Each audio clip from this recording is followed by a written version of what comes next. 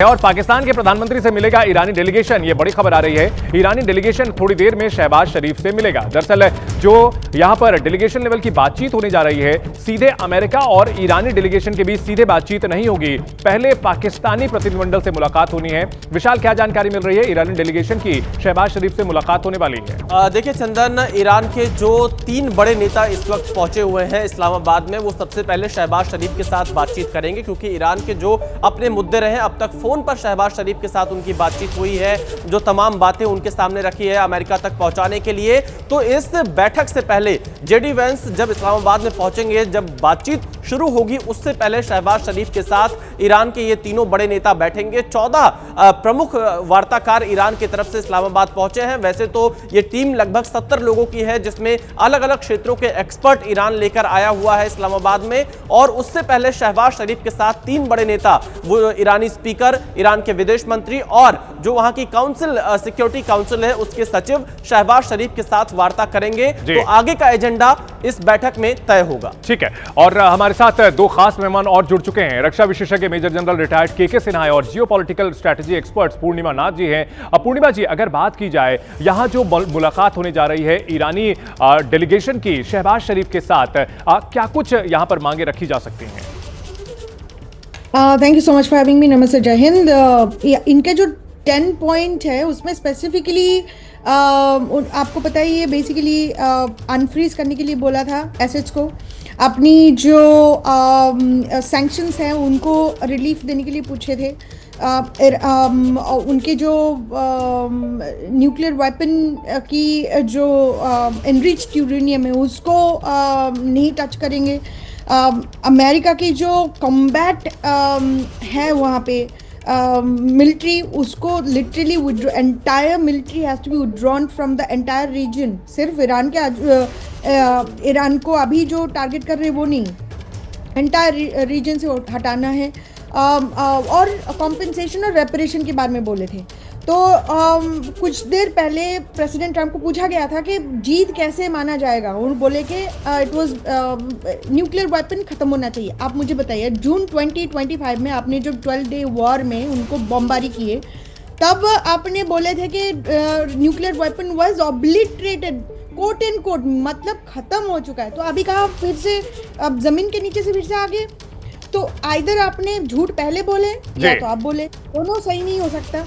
और जो इनकी जो शर्त है, मुझे नहीं लगता है कि America is going to be actually agreeing to it. ऊपर से लेबनान की बात हुई है, जब कि सीज फायर के बात होने के बाद इजराइल ने जाके लेबनान में बिल्कुल कई सारे ऐसे पहलू हैं जो कि अभी भी यहां पर बोन ऑफ कंटेंशन, यानी जो बातचीत में रोड़ा बने हुए हैं। इन सब के बीच अगर बात की जाए नीरज, ये जो बैठक होने जा रही है उससे पहले पाकिस्तानी प्रधानमंत्री के साथ ईरानी डेलीगेशन की जो मुलाकात होने जा रही है, कितनी अहम है? क्या कुछ इसमें हो सकता है? देखिए चंदन, ये जो बैठक, जो मुलाकात होगी, ये दरअसल देखिए ये तो फॉर्मेलिटी है, क्योंकि हम लोग जानते हैं कि पाकिस्तान में सिर्फ डीजीओ जो है वो प्रधानमंत्री का पद होता है, लेकिन जो असली ताकत जो होती है, असली पावर जो होती है, वो आर्मी के पास होती है। इसलिए हमने खुद देखा कि चीफ ऑफ डिफेंस स्टाफ हैं उनके असीम मुनीर हैं, फील्ड मार्शल का जिनको पौधा दिया गया है, वो खुद पहुंचे, एयरपोर्ट पर पहुंचे आगवानी करने के लिए अराकी और दूसरे प्रतिनिधिमंडल का। तो ऐसे में उनका मिलना दुनिया को दिखाना है कि हमारे देश में लोकतंत्र है, यानी पाकिस्तान में लोकतंत्र है। इसलिए जो प्रतिनिधिमंडल आ रहा है ईरान का, वो हमारे प्रधानमंत्री शहबाज शरीफ से मिलने के लिए आ रहा है। ये वही शहबाज शरीफ है जो कि अपना ड्राफ्ट जो व्हाइट हाउस से मिलता है उसको जो है ट्वीट कर देते हैं और फिर उसके बाद जो है 3 बार उनको एडिट करते हैं। तो ऐसे में ये पोजीशन है पाकिस्तान के प्रधानमंत्री की, तो दुनिया को दिखाने के लिए ये मुलाकात हो रही है। इस्लामाबाद से क्या हालचाल है नीरज, जानने के लिए शिवांग का रुख करते हैं। शिवांग, देखिए इस्लामाबाद में, जी बिल्कुल, देखिए इस्लामाबाद के अंदर लगातार जो मतलब तैयारियां हैं वो लगातार चल रही हैं। और इस्लामाबाद में अभी की जो मतलब स्थिति है कि अभी जेडी वेंस का इंतज़ार हो रहा है। 1.5 से 2 घंटे में जेडी वेंस का जो एयरक्राफ्ट है वो लैंड होगा।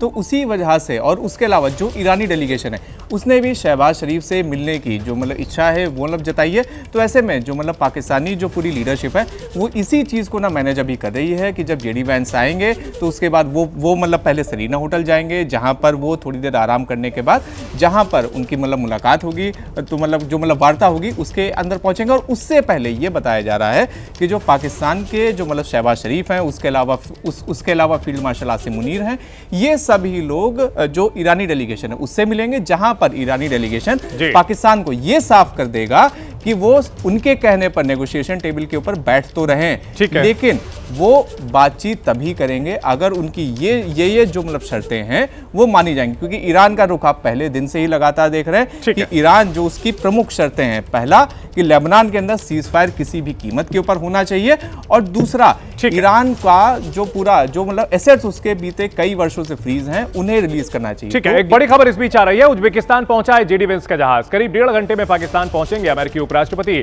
रावलपिंडी के नूर खान बेस पर उतरेगा वेंस का विमान। यह बड़ी खबर आ रही है। अब से 1.5 घंटे में पाकिस्तानी एयरबेस पर पहुंचेंगे जेडी वेंस। पाकिस्तान पहुंचेंगे अमेरिकी उपराष्ट्रपति। उज्बेकिस्तान पहुंचा है उनका विमान।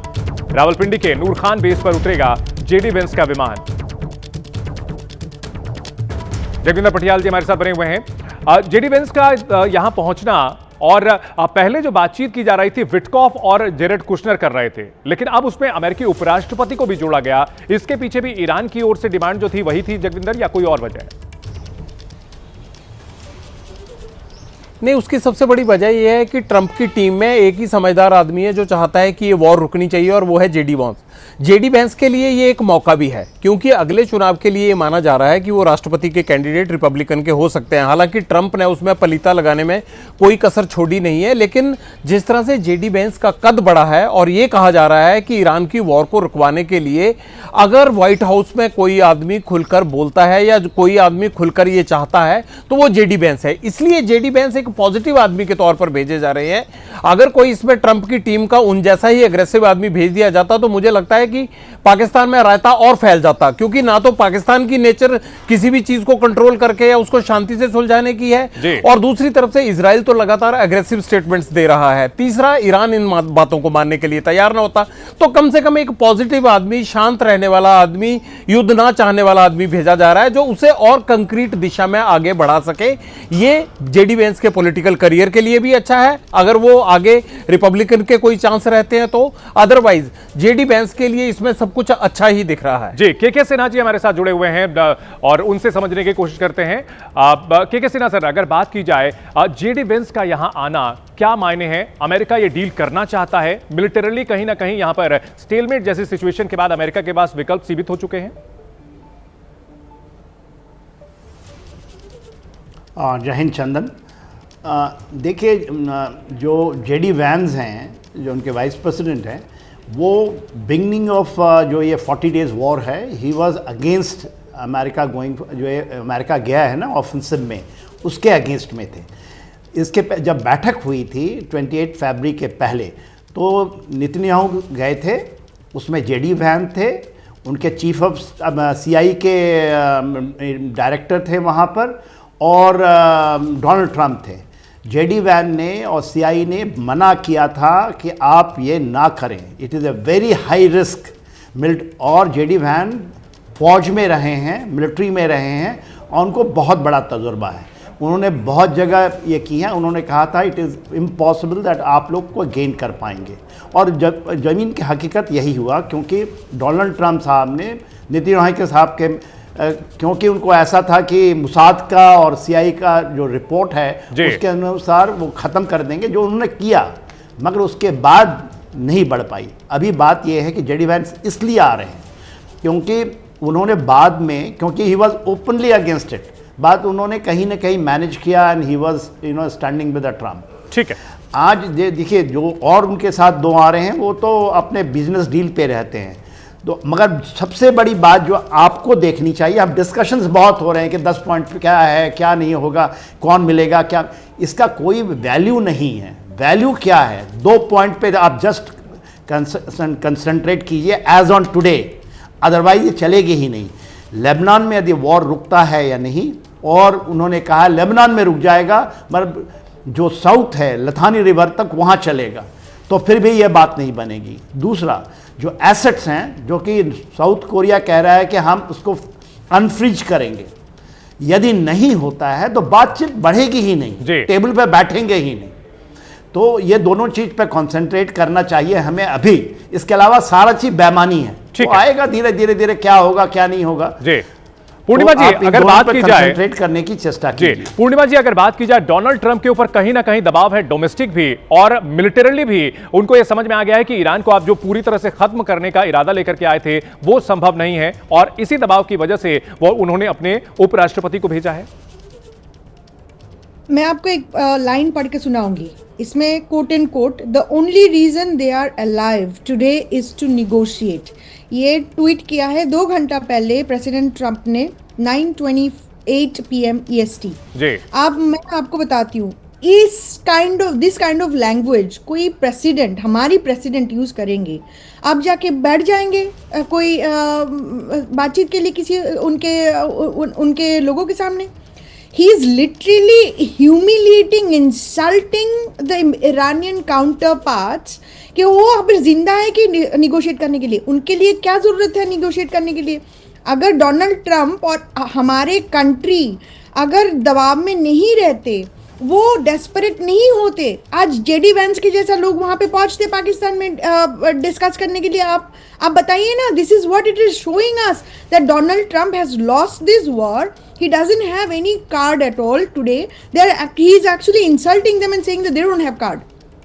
अच्छा, आपने जो क्वेश्चन पूछा, आपको मैं और एक ट्वीट की एग्जांपल देती हूँ।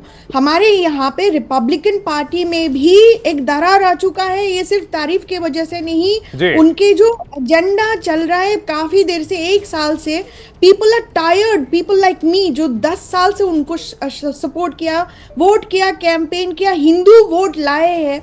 आज हम आपके टीवी चैनल में बैठ के उनके पॉलिसी की निंदा कर रहे हैं। अब टकर कार्लसन, मेगन केली और एलेक्स जोन्स, मार्जरी टेलर, सबको लेके उन्होंने लिटरली इंसल्टिंग वर्ड्स। बिल्कुल, और अगर बात की जाए डोनाल्ड ट्रंप के बयानों की, तो कहीं ना कहीं डोनाल्ड ट्रंप के बयान उकसाने वाले रहे हैं और बहुत ज्यादा अपमानजनक रहे, इसमें कोई शक नहीं है।